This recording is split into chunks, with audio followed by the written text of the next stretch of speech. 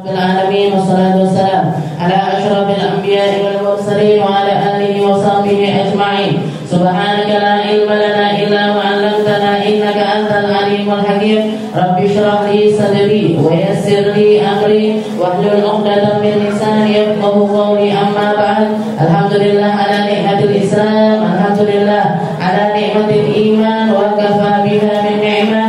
Alhamdulillah, segala puji bagi Allah Subhanahu wa taala yang mengaruniakan kepada kita Islam, iman, yang mengaruniakan kepada kita sehat sempat, yang mengaruniakan kepada kita segala hal kebaikan. Semoga apa yang kita lakukan dinilai pahala oleh Allah taala, menjadi penyebab diangkatnya derajat kita, menjadi penyebab diampuninya dosa kita, menjadi penyebab kita menjadi tambah mulia di sisi Allah taala. Semakin memantaskan diri untuk berada di belakang barisan Nabi kita Nabi Muhammad sallallahu alaihi wasallam. Hari ini kita baca Yasin dan juga tahlil dengan niatan untuk mengirimkannya kepada para pahlawan-pahlawan kita yang telah gugur di medan perjuangan untuk memerdekakan negeri kita tercinta Indonesia ini. Maka yang bisa kita lakukan adalah perkara-perkara yang nyampe kepada mereka sampai ke alam kubur mereka yang semacam ini, Bu. Jadi kalau misalkan kita ngerti, paham dengan apa yang mereka perjuangkan, maka sudah seharusnya kita mengirimkan hadiah yang terindah kepada mereka.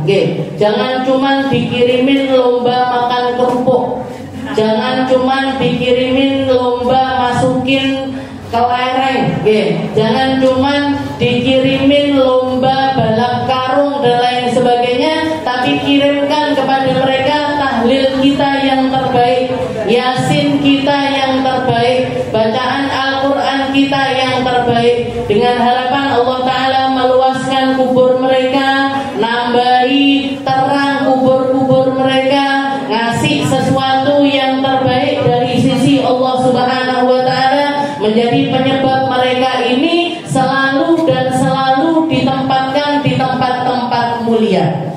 Kasihan, Bu, jangan cuma dikirimin hal-hal yang semacam itu. Dan ini adalah salah satu hal yang bisa kita lakukan untuk memahami seberapa besar perjuangan mereka. Makanya kita bacakan Yasin terbaik, kita bacakan tahlil yang terbaik. Pertama niatnya untuk para pahlawan kita, mumpung selagi 17-an, mumpung lagi Agustusan.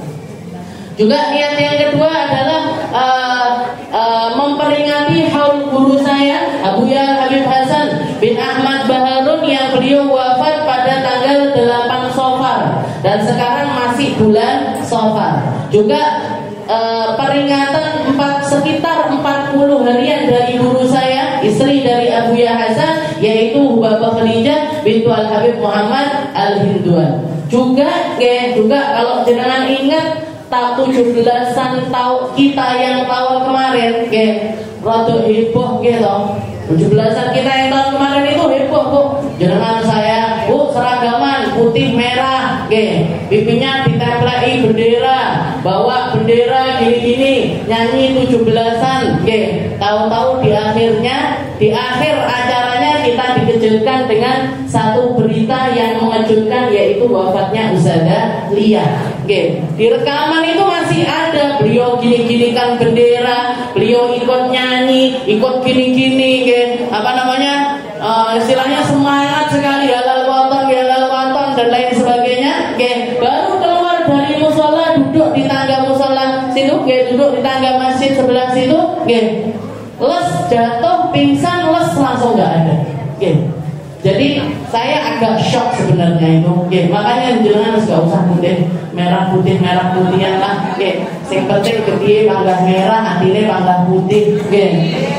Terus nggak penting istilahnya nyanyi-nyanyi dan lain sebagainya yang perlu kita istilahnya sudah nggak waktunya lah kayaknya. Majelis ini dihiasi dengan hal-hal yang semacam itu ya boleh sih sebenarnya. Nggak apa-apa. Tapi saya masih ada.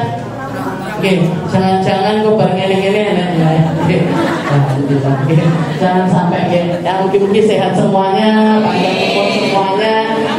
kesehatan zahir batin, dikasih kebaikan dunia akhirat, dikasih segala sesuatu yang menjadi penyebab kita ini semakin tinggi di sisi Allah Ta'ala. Jadi juga kita tadi bacakan tahlil untuk Ustazah Lia pada khususnya, dan juga kita niatkan juga untuk semua orang tua kita, untuk semua leluhur kita, untuk orang-orang yang kita cintai yang telah mendahului kita. Semoga Allah Ta'ala memberikan perkara-perkara yang indah di kubur-kubur mereka. Dan kita yang hidup, yang masih dikasih kesempatan sama Allah Ta'ala, kita jadikan hari-hari kita, waktu-waktu kita menjadi waktu penantian yang akan berujung keindahan. Yang akan berujung keindahan, ketemu sama abah saya lagi nanti, insya Allah dalam keadaan gembira, dalam keadaan di tempat yang sama, dalam keadaan diampuni sama Allah Ta'ala dari segala macam dosa, digampangkan lisan kita untuk mengucapkan kalimat la ilaha illallah. Dan sembari kita ngisi kehidupan kita, sembari kita menjalani umur kita isi dengan segala sesuatu yang bermanfaat. Kalau dulu pahlawan-pahlawan kita mereka musuhnya nyata, kalau dulu pahlawan-pahlawan kita musuhnya ketahuan secara pasti. Oh ini penjajahnya ini, penjajahnya ini, yang jajah negeri ini orangnya kelihatan, bawa senjata, bawa pistol, bawa granat dan lain sebagainya. Yang menjadi pejuang pun, dan mayoritas pejuang kita adalah ulama-ulama kita. Mayoritas pejuang kita adalah orang-orang yang beragama Islam. Mayoritas pejuang kita adalah mereka-mereka yang lisannya kalimat melantunkan kalimat la ilaha illallah. Dan saya yakin dengan mereka naikkan bambu runcing mereka, yang keluar adalah kalimat Allahu Akbar. Saya yakin itu yang menjadi penyemangat mereka. Saya yakin itu yang menjadi pondasi kesabaran keimanan mereka sampai akhirnya Allah Ta'ala memenangkan negeri kita. Musuhnya nyata, tapi kita ini lebih sulit, yaitu mempertahankan kemerdekaan biar enggak dikocar-kacirkan sama para penjajah. Apanya? Akhlaknya. Biar enggak diporak-porandakan pikiran kita dengan ideologi-ideologi yang menyesatkan. Biar enggak dipecah-pecah kita dengan segala macam provokasi-provokasi. Enggak gampang kena makan omongan hoax, enggak gampang dipecah belah, enggak gampang dikocar-kacirkan. Nah, ini perjuangannya lebih sulit, lebih sulit. Kalau para ulama zaman sekarang kayak Syekh Said Ramadan Al-Buti Asy-Syahid, yang meninggal dunia ditembak, dibom sama rakyatnya sendiri, beliau mengatakan kita ini ada di zaman perangnya itu adalah ghazwul fikr. Perangnya adalah perang ideologi, perangnya perang pemahaman, perangnya perang adu argumentasi. Seakan-akan yang ngomong paling pinter dengan dalil ilmiah lah, dengan dalil ini itu dan lain sebagainya, seakan-akan mereka adalah orang-orang yang benar. Saking meyakinkannya mereka di dalam merusak orang ini, di dalam merusak seseorang untuk ikut di dalam golongan mereka ini luar biasa. Mulai dengan cara yang halus sampai dengan cara yang kasar, semuanya dilakukan. Yang halus-halus ini gimana? Yang halus-halus itu Bu, yang setiap hari kita tonton di Instagram kita, di YouTube kita, di televisi kita, di drama-drama itu kita ditarik secara pelan-pelan. Gak popo, lanang wedok bareng-barengnya gak popo. Buka aurat itu biasa, kabeh wong yo ngono. Udah ketika jadi buka-bukaan aurat ketika di pantai, halah biasa. Ngomong kasar dianggap sebagai sesuatu yang biasa. Jangan kalau anak-anaknya seneng ngelihat streamingnya game-game seperti itu, yes mesti omongannya kalah dikit, ketembak dikit, misuh-misuh. Jadi ngomong kotor dianggap kayak sesuatu yang biasa. Naudzubillah min dzalik. Jadi itu kita diseret untuk semakin tertinggal akhlaknya, semakin hancur nilai Nabi Muhammad SAW di masyarakat kita, semakin terbelakang diri kita, dan kita nggak sadar tentang hal tersebut. Nggak sadar tentang hal tersebut. Belum lagi dengan cara yang kasar. Masuk mereka lewat pesantren-pesantren, masuk mereka lewat kampus-kampus, masuk mereka lewat seminar seminar-seminar, masuk memporak-porandakan apa yang ada di dalam diri kita. Semoga sama Allah Ta'ala kita dijaga, anak kita, cucu kita, orang-orang yang kita cintai, semoga selalu ada di bawah pengawasan dari syariatnya Rasulullah Sallallahu Alaihi Wasallam. Tugas kita hati-hati, hati-hati kalau nyekolahkan anak, hati-hati kalau masukkan ke kampus-kampus, hati-hati ketika dengarkan ceramah-ceramah, hati-hati ketika ngambil sesuatu yang bisa, yang kita dengarkan, apa yang masuk ke mata kita, apa yang masuk ke telinga kita harus tahu sampai mana ini, sampai mana. Kalau misalkan sudah ada kelihatan sesuatu yang kok ini, langsung narik diri, langsung narik diri dari perkara tersebut, karena halus dan orang-orang munafik ini cirinya sama. Dari zaman Rasulullah Shallallahu Alaihi Wasallam itu, Nabi Muhammad bahkan dikatakan, ya Muhammad, jangan kamu tertipu dengan penampilan mereka, jangan kamu tertipu dengan pintarnya mereka di dalam merangkai kata. Jadi orang-orang non-muslim, orang-orang munafik, orang-orang yang ngerusak agama ini, biasanya penampilannya itu menarik mata, biasanya penampilannya menarik mata, dan kosakata mereka di dalam merangkai kata ini luar biasa. Kalau kiai-kiai kita atau ulama-ulama kita yang thiqah, istilahnya yang bisa dipertanggungjawabkan keimanannya. Kalau jenengan lihat majelisnya ulama-ulama salaf zaman dulu, isine wong nopo? Ngaji karo yai ini lingguh ngeten ngantuk tuh biasanya. Jadi ngantuk, habis itu membosankan, habis itu durasinya panjang. Ini caranya para ulama-ulama kita dulu. Jadi kalau pernah ngaji kitab kuning, ngaji kitab kuning itu nerjemahinnya sendiri setengah jam. Penjabarannya nanti bisa 1 jam sampai 2 jam. Jadi orang nggak betah duduk di tempat seperti, sedikit yang sabar untuk istiqomah ngaji sama ulama-ulama yang seperti itu. Tapi ini ulama-ulama yang benar, yang bukan cuma bisa ngomong doang, tapi ilmunya ini diamalkan. Ibadahnya luar biasa, muamalahnya sama masyarakat sekitar juga luar biasa. Ini ulama-ulama kita yang benar itu seperti itu. Datang gerombolan orang-orang yang menyusupkan ideologi sesat ke dalam ke masyarakat kita ini dengan cara-cara yang macam-macam. Makanya kita perlu belajar, kita perlu ngerti mana ini, sampai mana. Loh, kok sudah kayak gini ngomongnya, nggak usah didengerin lagi. Kalau masih aman-aman saja, ambil faedah dari banyak ulama, ambil faedah dari banyak orang-orang yang megang agama ini dengan kuat. Kita lanjutkan pembahasan kita masih di dalam kitab Sulamut Taufiq ila an qala al-muallif rahimahullahu taala wa nafa'ana bihi wa bi'ulumihi fid dharain amin. Kitab dari Al-Habib Abdullah bin Husain bin Tahir, beliau mengatakan, kalau kemarin kita bahas tentang wasyukru ala ni'amillah wasabru ala ada'i ma aujaballah wasabru amma harramallahu taala wa ala mabtalakallahu bih. Setelah beliau membahas tentang syukur, jadi beliau bahas tentang, kemarin kita bahas tentang syukur. Sebelumnya kita bahas tentang ta'dimi sya'airillah, mengagungkan syiar-syiarnya agama. Itu termasuk dari tanda ataupun juga pencapaian kita untuk masuk ke dalam derajat para muttaqin, derajatnya orang-orang yang bertakwa kepada Allah. Wa syukru ala ni'amillah, syukur atas nikmat-nikmat yang Allah Ta'ala berikan kepada kita. Dan yang sekarang kita bahas adalah wasabru ala ada'i ma aujaballah, tentang bab yang bahas tentang sabar.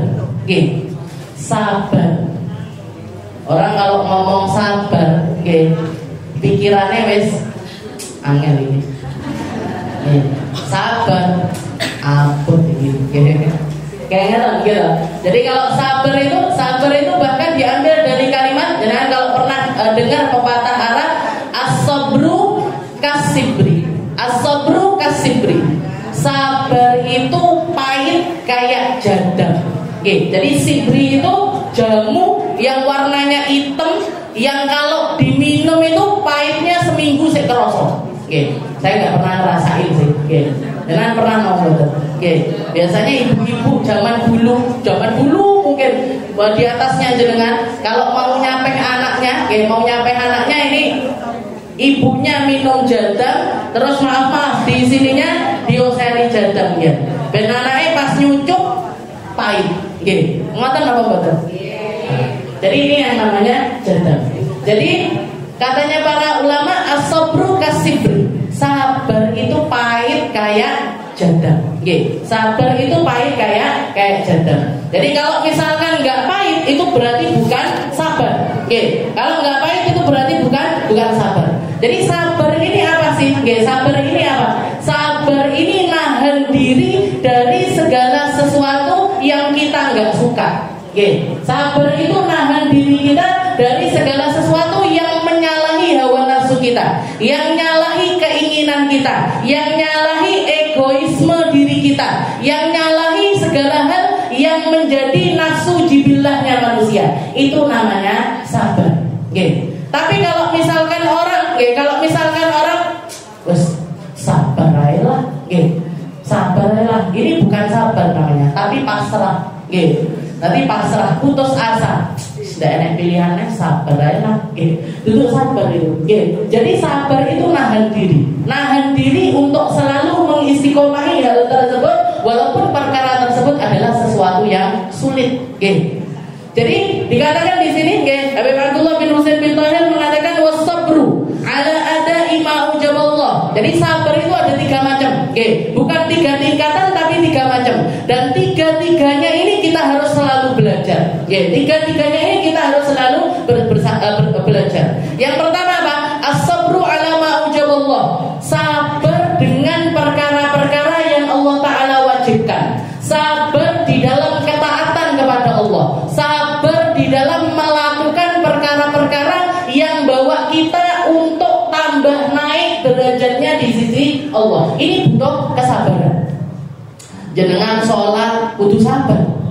Harus sabar. Ketika begitu kita takbiratul ihram, Allahu Akbar, nggak boleh makan, nggak boleh minum, nggak boleh ngomong. Nggak boleh makan, nggak boleh minum, nggak boleh ngomong. Kenapa? Karena kita sedang sholat. Sampai kapan? Sampai assalamualaikum warahmatullah, assalamualaikum warahmatullah. Sholat butuh sabar.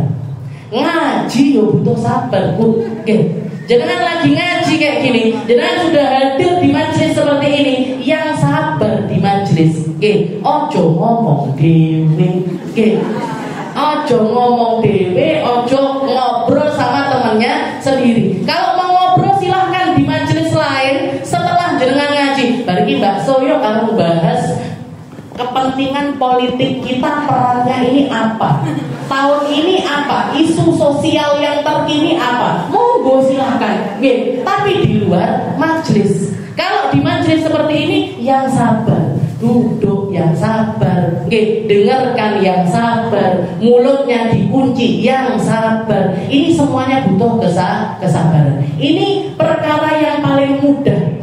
Jadi sabar paling mudah itu sabar di dalam ketaatan. Sabar paling gampang itu sabar di dalam kita menjalani ketaatan kita kepada Allah. Datang bulan Ramadan, sabar untuk puasa. Datang waktunya tarawih, sabar untuk ikuti tarawih sampai akhir. Lagi dengarkan tausiahnya, kultumnya, setelah tarawih, yang sabar dengerin sampai akhir. Ditambahi setelah tarawih ada yang namanya sholat witir, yang sabar witir sampai akhir. Habisnya witir misalkan ada doa-doa, yang sabar dengerin doa-doa sampai akhir.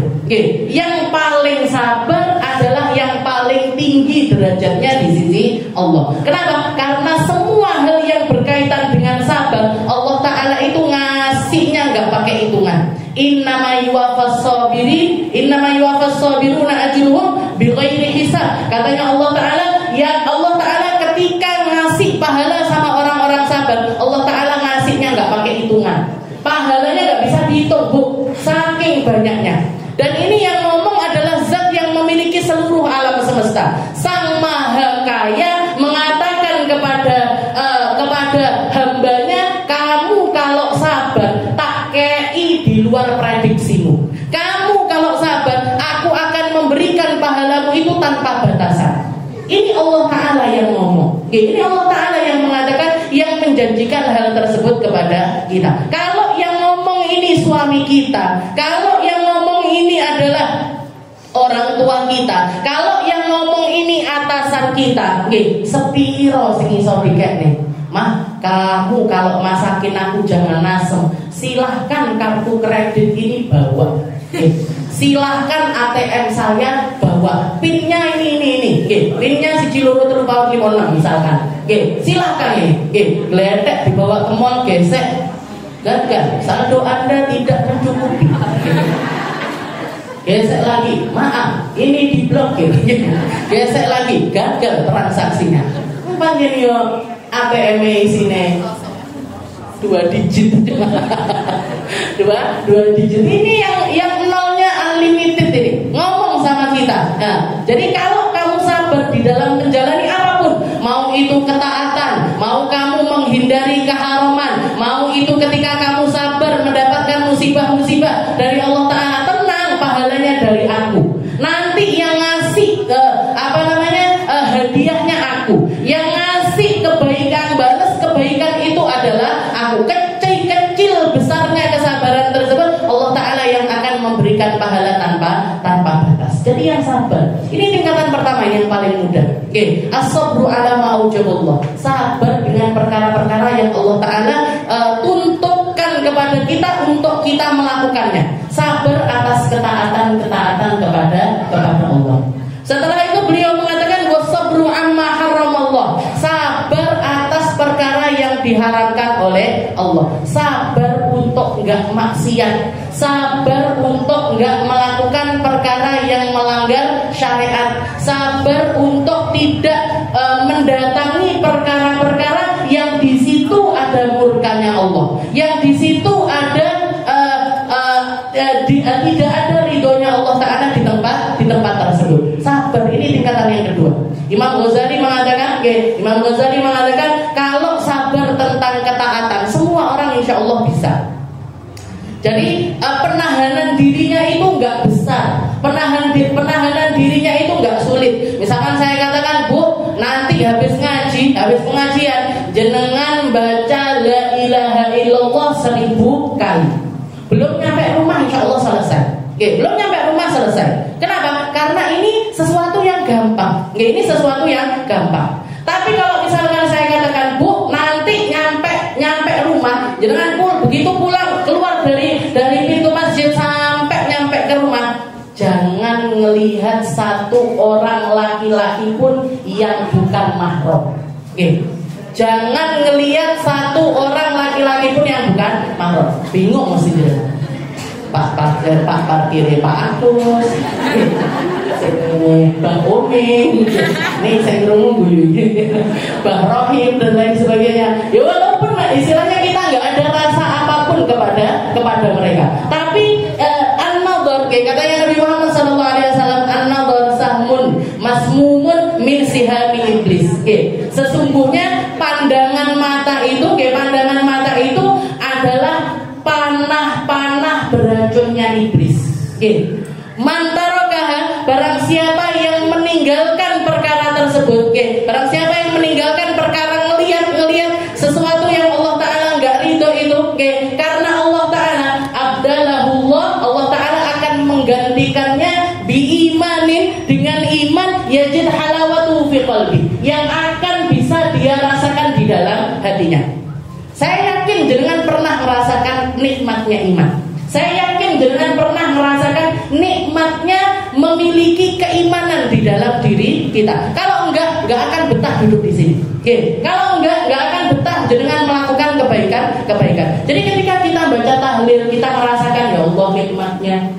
Kita baca Yasin, ya Allah nikmatnya. Ngaji, ya Allah nikmatnya. Salawat, ya Allah nikmatnya. Tibaan, ya Allah nikmatnya. Baca maulid, ya Allah nikmatnya. Itu apa itu? Itu halawah yajid fi qalbina. Itu adalah rasa manis yang Allah Ta'ala berikan kepada orang-orang yang punya iman. Kalau jenengan pengen kulaan rasa-rasa tersebut, kalau pengen kulaan perkara-perkara yang semacam ini, nyarinya di mana? Nyarinya dari pandangan-pandangan yang Allah Ta'ala gak ridho atas kita, dan kita berpaling dari hal tersebut. Oke, belum buka Instagram, iklannya kok ganteng, matanya, hidungnya, mulutnya, pipinya. Oke, terus kita milih untuk enggak, langsung scroll. Oke, scroll apa betul mau ditamat ini. Nah, jadi kalau mau pulaan ya, dan orang zaman sekarang, apalagi orang Indonesia, Habib Umar itu ketika ada salah satu muridnya mengatakan, "Beb, enak jenengan di Hadramut, semua perempuannya nutup aurat, semuanya bercadar, gak ada perempuan kelalaran. Jadi kalau istilahnya gak gampang nemukan maksiat memandang perempuan itu gak akan gampang, gak akan gampang." Katanya Habib Umar apa? Kalian lebih beruntung kalau orang-orang Hadramut itu sabarnya tingkat pertama, yaitu sabar untuk di dalam ketaatan mereka, istiqomahnya mereka di dalam ketaatan. Kalian tingkatannya yang nomor 2. Apa? Sabar untuk tidak menikmati maksiat-maksiat tersebut. Setiap kali melihat perempuan, tundukkan. Setiap kali melihat perempuan, ditundukkan. Tapi nunduk, akhirnya kedandut. Jangan juga kayak gitu. Jadi nundukkan ini bukan nundukkan kita harus nunduk gini terus, enggak. Tapi nunduk karena nyari nikmat yang datangnya dari Allah. Nyari sesuatu halawah yang agar kita bisa merasakannya dengan lidah kita, agar kita bisa merasakannya di dalam hati kita. Ini tingkatannya nomor 2. Imam Ghazali mengatakan orang yang dimampukan sama Allah Ta'ala untuk menghindari berbagai macam maksiat, maka kalau orang sabar di dalam ketaatan, semua orang itu bisa. Tapi kalau orang sabar di dalam kemaksiatan, untuk tidak melakukan kemaksiatan, layak diruha illa shadiq. Katanya Imam Ghazali, gak akan mampu kecuali mereka-mereka yang serius jalan di jalannya Allah.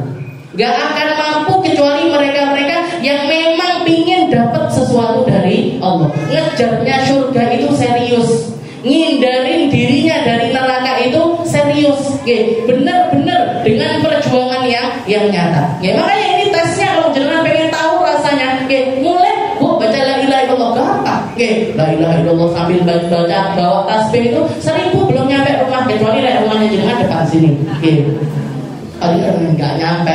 Tapi kalau rumahnya kita insya Allah nyampe. 1000 gampang. Tapi kalau keluar, jangan ketemu bakul bakso, ketemu bakul jangan, ketemu bakul lodo dan lain sebagainya. Nunduk sulit. Apalagi nyampe rumah, buka ini.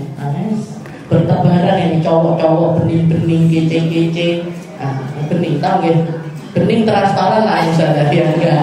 Ya orang sekarang kan, anak-anak sekarang kalau ngomong laki ganteng kan beningnya, bening emangnya kaca. Jadi as-sabru amma haramullah ta'ala, ini yang kedua. Jadi tingkatan kedua, sabar atas ketaatan. Sabar, yang sabar ketika sholat, yang sabar ketika puasa, yang sabar untuk silaturahmi, yang sabar untuk berbakti kepada suami, yang sabar untuk berbakti kepada orang tua. Terutama sabar taat sama suami ini. Kulaannya sabarnya sak langit kowe. Sampai kapan ini Ustaz? Sampai kapan ini sabarnya ini, batasnya sampai kapan? Katanya Allah, hatta atakal yakin, sampai keyakinan itu datang. Kapan keyakinan itu datang? Sampai mati. Satu-satunya perkara yang yakin itu mati, Bu. Yang lain itu mungkin iya, mungkin enggak. Tapi kalau mati itu enggak ada tidaknya, mesti iya. Dan enek wong enggak ada orang itu. Jadi ketika Allah Ta'ala mengatakan hatta atakal yakin, sabarlah kalian sampai kapan? Sampai datang perkara yang yakin. Apa itu perkara yang yakin? Kematian. Jadi sabar sholat sampai mati, sabar puasa sampai mati, sabar menutup aurat sampai mati, sabar berbakti sama orang tua sampai mati, sabar berbakti sama suami sampai dipisahkan sama Allah Ta'ala, sabar di dalam didik anak sampai mati, semuanya sabar bermunajat sampai mati, sabar belajar Al-Quran sampai mati, semuanya sampai mati. Makanya di dalam salah satu qasidahnya Habib Abdullah Al-Haddad, itu mengatakan qadgafani ilmu rabbi min su'ali wa ikhtiyari, sampai ada di kalimat yang bikin heran para muridnya. Beliau itu mengatakan, ya Karim ghithni qabla ayyafna nastibari. Jadi ya Allah, saya hajatan fin nafsi ya Rabb. Ya Allah, saya ini punya hajat ya Allah. Saya punya keinginan, saya punya permintaan, saya punya. Jadi beliau munajatnya sama Allah Ta'ala itu macam-macam yang diminta. Terus di akhir beliau mengatakan qabla ayyaf nastibari. Ya Allah, kasih saya perkara-perkara baik ini sebelum sebelum sabar saya habis. Sebelum sabar saya habis. Kata muridnya, Imam Haddad ini ngancem Gusti Allah. Minta sabar, minta ini, tapi bilang sama Allah Ta'ala, ya Allah, kasih saya sebelum saya mati, kasih saya nikmatnya sholat, nikmatnya puasa, nikmatnya zikir, ini kasih saya sebelum kesabaran saya habis. Kata muridnya, Beb, ini apa kok jenengan ngomong kayak gini sama Allah Ta'ala, ini apa? Apa yang dimaksud kesabaran jenengan habis ini apa? Katanya beliau, al-maut, mati. Kalau orang habis sabarnya itu kapan habisnya sabar? Mati.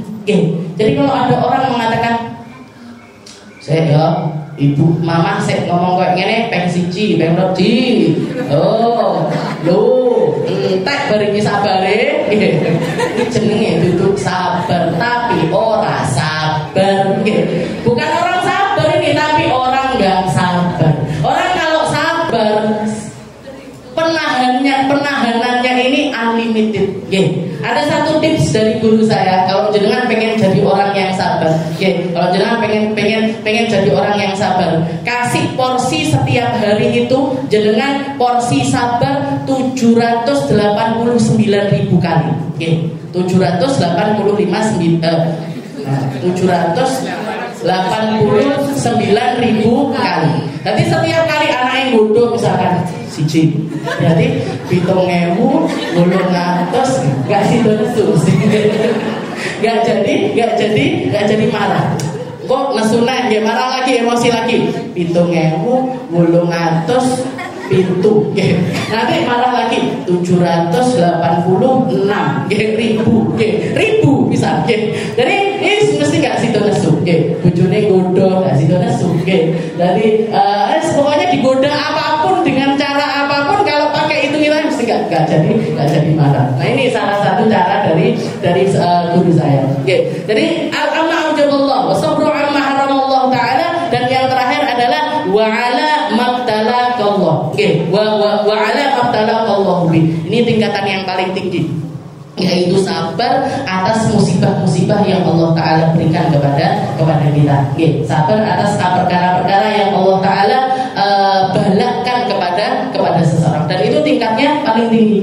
Dan ketika Rasulullah SAW negur, ada salah seorang perempuan, anaknya meninggal dunia, dia nangis-nangis di atas kuburan putranya tersebut, ditegur sama Nabi Muhammad, ya wahai ibu, wahai perempuan, isbiri, sabarlah kamu.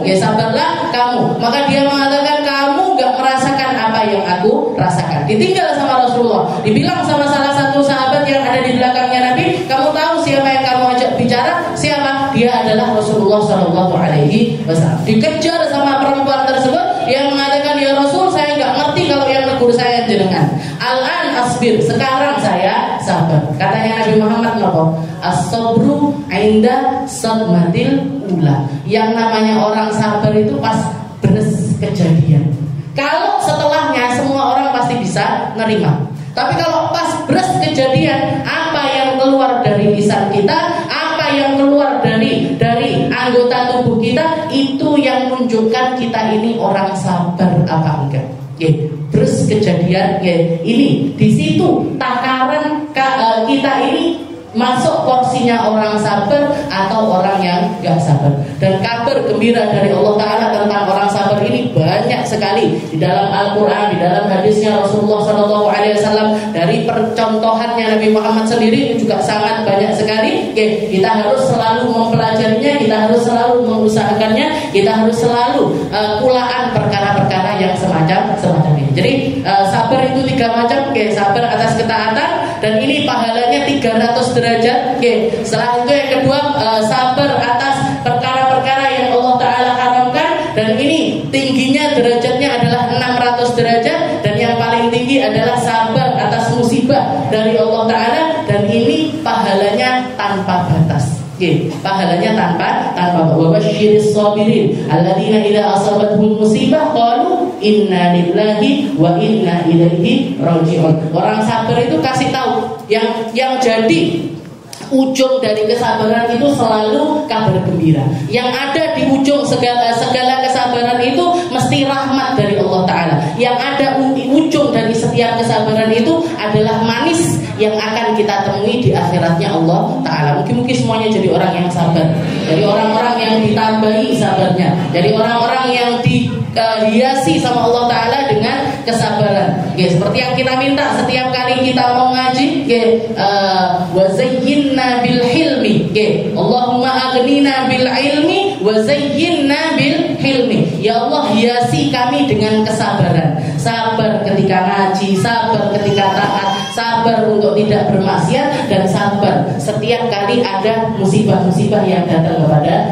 kita. Dan semoga Allah Ta'ala merahmati kita selalu, mengistiqomahkan kita selalu, memberikan keberkahan kepada kita selalu, memberikan kebaikan-kebaikan kepada kita selalu, kita, orang tua kita, anak cucu kita, orang-orang yang kita sayangi. Semoga selalu ada di dalam barisan mereka-mereka yang taat kepada Allah Ta'ala, yang nambah taatnya, yang nambah kebaikannya, yang nambah keindahan hatinya, sehingga semuanya dipantaskan untuk berdiri di belakang barisan Nabi kita Nabi Muhammad Sallallahu Alaihi Wasallam. Dan di Allah Ta'ala menjaga iman kita, Allah Ta'ala menjaga Islam kita, Allah Ta'ala menjaga kalimat la ilaha illallah di dalam lisan kita. Dan semoga Allah Ta'ala selalu memberikan segala kebaikan dunia akhirat untuk kita. Rezeki dunia kita dikasih porsi yang banyak, dan rezeki akhirat juga kita dikasih porsi yang banyak. Ala hadhihi niyah wa ala kulli niyatin salihah wa ila hadratin Nabi Muhammad sallallahu alaihi wasallam bisirril Fatihah.